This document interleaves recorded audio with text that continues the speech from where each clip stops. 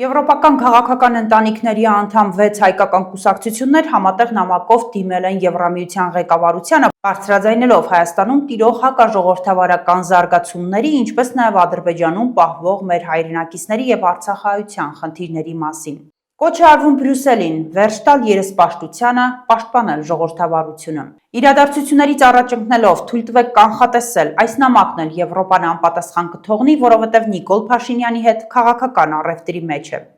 Հարկ է սակայն հիշեցնել, որ այդ առևտուրը շատ անցանկալի հետևանքներ կարող է ունենալ նույն Եվրոպայի համար, որը նրանք գուցե հաշվի չեն առել իրենց կաբինետային հաշվարկներում։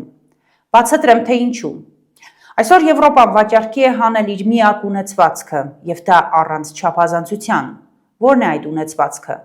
Դա ըստիս եվրոպական արժեհամակարգն է, դրանով է նա տարբերվում աշխարհաքաղաքական մյուս բևեռներից։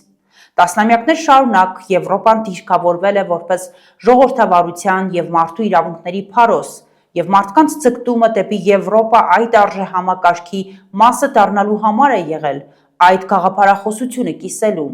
Հիմա մարդիկ տեսնում են, որ Եվրոպան առևտուր է անում օրվա իշխանության հետ, իսկ սեղանին մեր ժողովրդավարական ազատություններն են։ Իսկ ինչ տեղի կունենա դրանից հետո։ Մարդիկ, ովքեր ազնվորեն կամ միամտորեն հավատացել են այդ մոդելին, պարզապես հիասթափվում են։ Հարցադրում եմ, եթե Եվրոպան դառնում է ընդհանրապես հերթական բիզնես գործընկեր կամ հովանավոր, ապա ինչով է նա գերադասելի այլ ուժային կենտրոններից։ Եթե Եվրոպան սկսում է աչք փակել, երբ երկրում ռեպրեսիվ մեթոդներ են կիրառվում, ընտրություններից առաջ օրենքներ են փոխվում, մարդկանց ապօրինի կալանքի տակ են պահվում, քաղաքական նկատառումներից ելնելով արվում են հակաօրինական գործողություններ, հանդուրժում է այս ամենը, հանուն Ռուսաստանին այս տարածաշրջանից հեռացնելու, արդյոք նա չի զրկվում իր գլխավոր զենքից։ Նա դառնում է ուղղակի եւս մեկ ուժային կենտրոն, եւ այո, այս վարքով Եվրամիությունը փոշիացնում է այն գաղափարական տարբերությունը, որի համար մարդիկ պատրաստ էին պայքարել։ Եվրոպան կորցնում է իրական մարդկանց, ովքեր անշահախնդիր, առանց ֆինանսական ակնկալիքների եւ գաղափարական խորը համոզմունքներով հավատացել են եվրոպական արժեհամակարգին։ Հենց այս արժեքների կրող հասարակական շերտն է ներկայացնում այն իրական կապիտալը, որը պետք է ամենաբարձրը գնահատվեր Բրյուսելում։ Ի վերջո պետք է հասկանալ մի պարզ իրողություն, դրամաշնորհներով աշխատող եւ այսօր լռություն նախընտրող հասարակական կազմակերպությունները վաղը կարող են նույն հաջողությամբ սպասարկել այլ բևեռների շահերը։ Իսկական կորուստը գաղափարի կորուստն է եւ այո, այսօր Եվրոպան գնում է արժեքային ինքնասպանության։ Նպատակն այս պահին հակառուսական տրամադրություններ գեներացնելն է, Ռուսաստանի դեմ պայքարը, ռուսամետ ուժերին թույլ չտալը, որ հասնեն հաջողության։ Վերստին հարցադրում եմ, եթե Եվրոպան պետք է աչք փակի իշխանությունների կամայականությունների, ավտորիտար մեթոդների վրա, ինչով է տարբերվելու ավտորիտար Ռուսաստանից։ Ռուսաստանի Դաշնությունն ավտորիտարիզմի տասնամյակների փորձ ունի։ Այս երկիրն այդ դաշտում անկերազանցելի է, որովհետև կաշկանդված չէ օրենքներով կամ բարոյականությամբ։ Երբ Եվրոպան մտնում է այդ խաղի մեջ, մտնում է մի տարածք, որտեղ կանոններ չկան։ Ինձ համար, որպես Հայաստանի Հանրապետության քաղաքացի, ինչ տարբերություն ավտորիտարիզմ հովանավորող Եվրոպայի հետ գործ ունեմ, թե ավտորիտար Ռուսաստանի։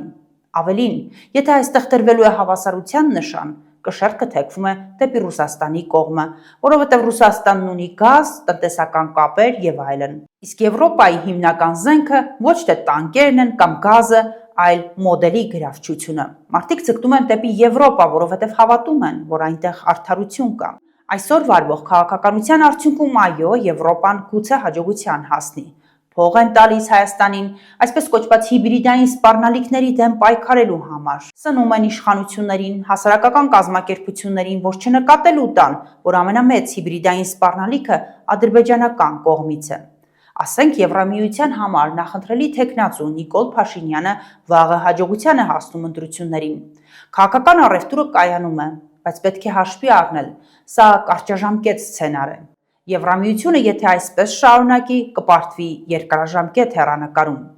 Իշխանության հետ լեզու գտնելը կարող է թվալ հարմար լուծում Ռուսաստանին հակազդելու համար, կառուցելով հարաբերություններ ոչ թե արժեքների եւ հասարակության, այլ կոնկրետ անձերի կամ վարչախմբի հետ։ Սակայն հարց է առաջանում.